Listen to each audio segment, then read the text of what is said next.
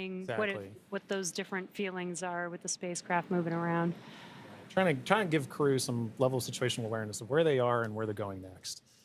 So Dragon will remain in the nest during the crew extraction and for the ஏற்றி journey கரைக்கு கொண்டு back செல்லும் into பணி port. தொடங்கியிருக்கிறது. The spacecraft is currently was just lifted, as you saw, and set on the nest. And from here it will be centered. Dragon விண்கலத்தை கப்பலில் ஏற்றி கரைக்கு கொண்டு செல்லும் பணி தொடங்கியிருக்கிறது. Underneath the helipad. டிராகன் விண்கலத்தில் கயிறுகளை கட்டி கப்பலில் ஏற்றப்பட்டிருக்கிறது. டிராகன் விண்கலம் கரைக்கு எடுத்து செல்லப்பட்ட பிறகு வீரர்கள் பத்திரமாக வெளியேற்றப்படுவார்கள்.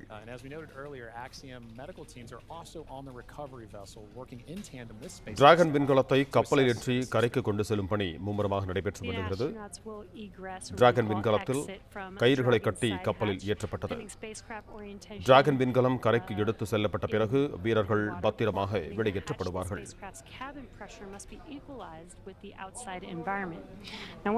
சர்வதேச விண்வெளி நிலையத்திலிருந்து சுமார் 22 மணி நேரம் பயணித்து டிராகன் விண்கலம் பூமியை அடைந்திருக்கிறது. ஆக்சியம் 4 திட்டத்தில் கடந்த மாதம் 26ஆம் தேதி சுபான்ஷு சுக்லா உட்பட 4 விண்வெளி வீரர்கள் சர்வதேச விண்வெளி மையம் சென்றனர். Getting that first confirmation of your crew exiting the spacecraft, getting good medical checks, and then coming out and giving a thumbs up is something everybody wants to be able to see, and we'll be able to see it soon. Yeah. And it looks like the spacecraft is nestled into the nest. Dragon, SpaceX, welcome aboard the recovery ship. Apology for the delayed call earlier. We're still working to transition the forward link. Recovery personnel are completing their final checks, and I will let you know when we are ready for translation across the deck to the eCrest platform.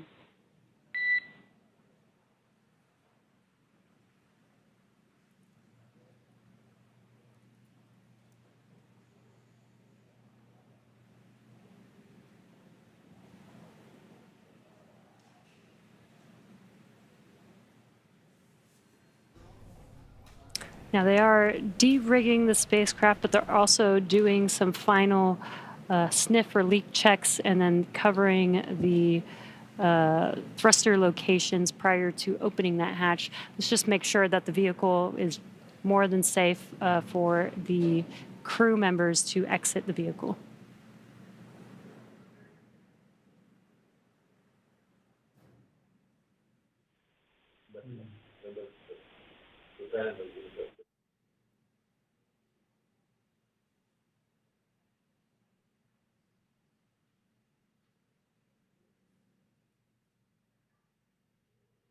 Pacific கடற்பரப்பில் விழுந்த சர்வதேச விண்வெளி ஆய்வு மையத்திலிருந்து புறப்பட்டு Pacific கடற்பரப்பில் இறக்கப்பட்ட dragon விண்கலம் வெற்றிகரமாக தற்பொழுது மீட்பு கப்பலில் ஏற்றப்பட்டு இருக்கிறது. குறிப்பாக விண்வெளியிலிருந்து உள்ளே வரக்கூடிய அந்த விண்கலம் என்பது காற்றின் உராய்வின் காரணமாக மிகவும் வெப்பம் மற்றும் தீ ஏற்படக்கூடிய ஒரு சூழலோடு வரும். அது விண்வெளியில் இருந்து வரும் பொழுது அவற்றை சுற்றிலும் தீப்பிழம்புகள் இருக்கக்கூடிய அந்த காட்சிகளை எல்லாம் நாம் பார்த்திருந்தோம். அது கடற்பரப்பில் விழுந்ததன் பிறகாக ஒரு 3 to 8 நிமிடங்கள் வரைக்கும் அதனுடைய மூவ்மெண்டில் கவனிக்கப்படும். அதன் பிறகு அதில் இருக்கக்கூடிய வெப்பநிலை என்பதும் வெளியில் இருந்து கண்காணிக்கப்படும்.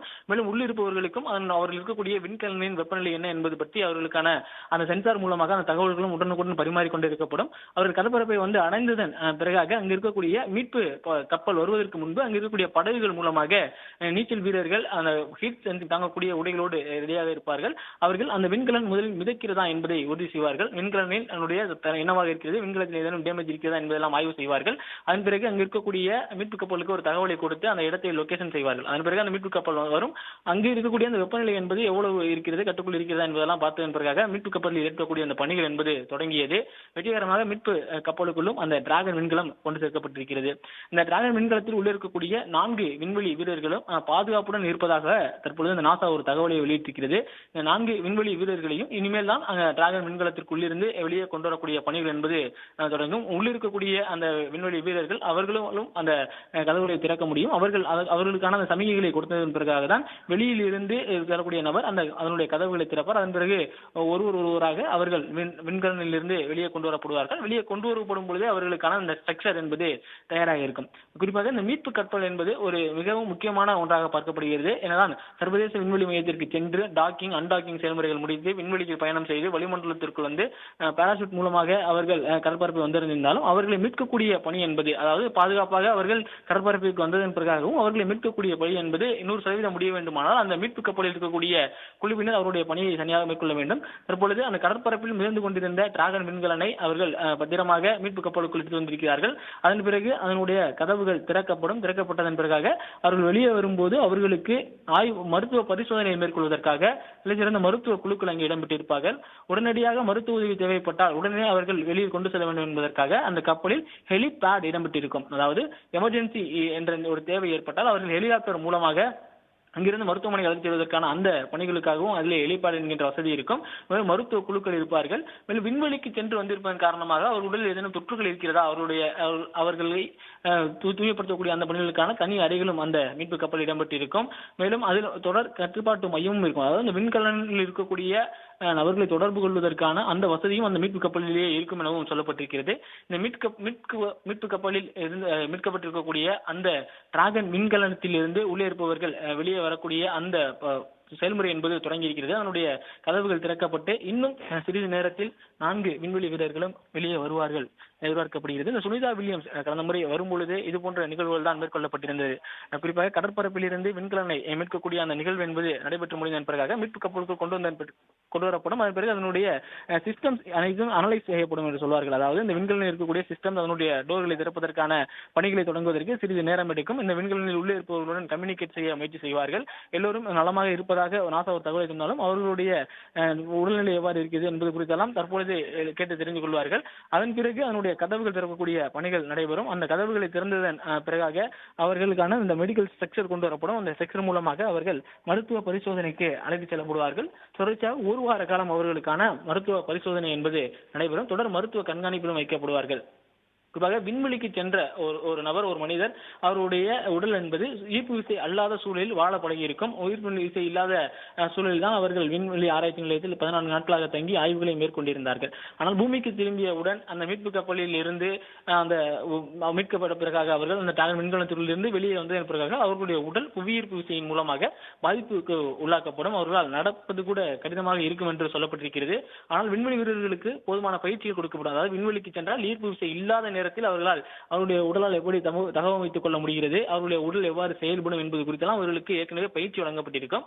ஆனால் புவியீர்ப்பு விசைக்கு இல்லாத ஒரு சூழலில் வாழ்ந்த பிறகு மீண்டும் புவியீர்ப்பு விசைக்கு அவருடைய உடல் உட்படுத்தப்படும் போது அதில் பல்வேறு மாற்றங்கள் ஏற்படும் என சொல்லப்பட்டிருக்கிறது. அவர்களால் எழுந்து நின்று நடந்து செல்வது என்பது கடினமாக இருக்கும் எனவும் சொல்லப்படுகிறது. அதற்கான காரணமாகத்தான் அவர்கள் உள்ளிருந்து வெளியே வரும் பொழுது மருத்துவ கண்காணிப்பில், அதாவது மெடிக்கலுக்கான செக்ஷனில் வைக்கப்படுவார்கள். அவருடைய உடல் என்பது மருத்துவ கண்காணிப்புக்கு உட்படுத்தப்படும். மேலும் விண்வெளியிலிருந்து வந்ததன் காரணமாக அவர்களது உடையில் ஏதேனும் தொற்றுகள் இருக்கிறதா என்பது குறித்து அவர்கள் அந்த ஆய்வுகளையும் உட்படுத்துவார்கள். அதாவது விண்வெளியில் இருந்து வரும் பொழுது எந்த ஒரு பொருள் வந்தாலும் அதனுடைய தொற்றுகள் இருக்கிறதா, அதில் ஏற்கனவே மாற்றங்கள் நிகழ்ந்திருக்கிறதா, பயோசென்ஸ் ஏதாவது மாற்றம் இருக்கிறதா என்பது குறித்தெல்லாம் ஆய்வுகள் மேற்கொள்வார்கள். அந்த ஆய்வுகள் மேற்கொள்வதற்கான அறையும் அந்த மீட்பு கப்பலிலே இருக்கிறது. மீட்கப்பட்டவர்களுக்கு உடனடி மருத்துவ தேவை, எமர்ஜென்சி தேவைப்பட்டால் அவர்கள் அழைத்து செல்வதற்கான ஹெலிகாப்டர் இறங்கக்கூடிய அளவிலான அந்த ஹெலிபேட் வசதியுடன் இருக்கக்கூடிய ஒரு கப்பலாகத்தான் இந்த மீட்பு கப்பல் இருக்கிறது. இன்னும் சிறிது நேரத்தில் அவர்களை உள்ளே இருந்து வெளியே அழைத்து வரக்கூடிய அந்த மீட்பு பணிகள் என்பது நடைபெற இருப்பதாக சொல்லப்பட்டிருக்கிறது. கிட்டத்தட்ட இந்த பயணம் என்பது ஜூன் மாதம் 26ஆம் தேதி சர்வதேச விண்வெளி மையத்தை நோக்கி ஆக்சிஜன் 4 என்ற திட்டத்தின் மூலமாக டிராகன் விண்கலம் மூலம் ஃபால்கான் ராக்கெட் மூலமாக அந்த டிராகன் விண்கலம் செலுத்தப்பட்டது. இந்த விண்கலனை பொறுத்த வரைக்கும் டிராகன் விண்கலம் மனிதர்களை பத்திரமா அழைத்து சென்று மீண்டும் அவர்களை அழைத்து கொண்டு வரக்கூடிய அந்த பணிகளில் வெற்றிகரமாக செயல்பட்டிருப்பதாக சொல்லப்பட்டிருக்கிறது. இந்த சர்வதேச விண்வெளி மையத்தை நெருங்கினாலும் அதனுடைய டாக்கிங் செய்யக்கூடிய செயல்முறையிலும் டிராகன் வெற்றிகரமாக செயல்பட்டிருக்கிறது. அன்டாக்கிங் செயல்முறைகளிலும் வெற்றிகரமாக செயல்பட்டிருக்கிறது. திட்டமிட்ட நேரத்தில் அதனுடைய திசையை மாற்றி பயணம் செய்து வெற்றிகரமாக கடற்பரப்பிலும் 2வது முறையாக இந்த ஆக்சியம் 4 திட்டத்தின் மூலமாக மனிதர்களை அழைத்து வந்திருக்கிறார்கள். இது போன்ற செயல்முறைகளை உறுதிப்படுத்துவதன் மூலமாக சர்வதேச விண்வெளி ஆராய்ச்சியில் பல்வேறு நாடுகள் மேற்கொள்ளக்கூடிய அந்த முன்னெச்சரிக்கை நடவடிக்கைகள் எல்லாமே ஒரு அனுபவமாக கிடைத்திருக்கிறது இந்தியாவிற்கு. சுபான்ஷு சுக்லா இந்தியாவினுடைய சர்வதேச விண்வெளி மையத்திற்கு சென்றிருக்கக்கூடிய முதல் நபர் என்கின்ற ஒரு பெருமையை பெற்றிருக்கிறார். இந்தியாவினுடைய கனவு அடுத்த கட்டத்திற்கு படித்திருக்கிறது.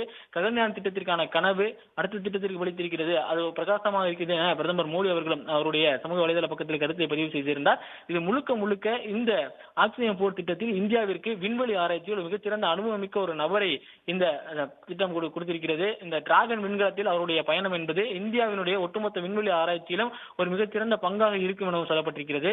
மேலும் இந்த ஆக்சியம் 4 திட்டத்தில் அவர் குரூப் பைலட்டாக இருந்திருக்கிறார். அந்த இருக்கக்கூடிய திட்டமை இயக்கக்கூடிய நபராக சுபான்ஷு சுக்லா இருந்திருக்கிறார். அவர் இந்தியாவினுடைய இஸ்ரோவால் ககன்யான் திட்டத்திற்காக தேர்வு செய்யப்பட்ட முதல் இந்திய விண்வெளி வீரர். அவரை தேர்வு செய்ததன் பிறகுதான் அவருக்கு சர்வதேச விண்வெளி ஆராய்ச்சி நிலையத்திற்கு செல்வதற்கான ஒரு வாய்ப்பு கிடைக்கிறது. இந்தியா அதற்கான கோரிக்கையை வைக்கிறது. அதன் பிறகு ஸ்பேஸ் எக்ஸ் மற்றும் ஆக்சியம் நிறுவனம், நாசா உள்ளிட்ட இந்தியா ஆகியவை இணைந்து இந்த ஆக்சியம் போர் திட்டத்தில் அவர்கள் மேற்கொள்ள வேண்டியதற்கான நடவடிக்கைகளை மேற்கொண்டிருக்கிறார்கள். இந்தியா சார்பிலும் இஸ்ரோ சார்பிலும் பொருளாதார உதவிகள் அளிக்கப்பட்டு இந்த விண்கலன் ஃபால்கன் விண்கலன் மூலமாக அவர்கள் விண்வெளிக்கு சென்றார்கள். அங்கு ஆய்வுகளை மேற்கொண்டு தற்போது வெற்றிகரமாக பூமி திரும்பியிருக்கிறார்கள். கடல் மேற்பரப்பில் வந்து இறக்கப்பட்ட அந்த டிராகன் விண்கலத்தில் இருந்து இன்னும் சிறிது நேரத்தில் 4 விண்வெளி வீரர்கள் மீட்கப்பட இருக்கிறார்கள். விண்வெளிக்கு சென்று வந்த இரண்டாவது இந்தியர் என்கின்ற பெருமையுடைய சுபான்ஷு சுக்லா சர்வதேச விண்வெளி ஆராய்ச்சி மையத்திற்கு சென்று 14 நாட்கள் தங்கியிருந்து ஆய்வுகளை மேற்கொண்டு வந்ததாக பெருமை பெற்றிருக்கக்கூடிய சுபான்ஷு சுக்லா இன்னும் சற்று நேரத்தில் டிராகன் விண்கலத்தில் இருந்து வெளியே வர இருக்கிறார். அவருக்கு மருத்துவ பரிசோதனைகள் நடத்தப்படும். இந்தியாவினுடைய கனவு திட்டமான விண்வெளிக்கு மனிதர்களை அனுப்புவது, நிலவிற்கு மனிதர்களை அனுப்புவது. பிளே ஸ்டோர் மற்றும் ஆப் ஸ்டோரில் இருந்து பாலிமர் செயலியை QR கோடு மூலம் பதிவிறக்கம் செய்யுங்கள். செய்திகளை உடனுக்குடன் பெறுங்கள்.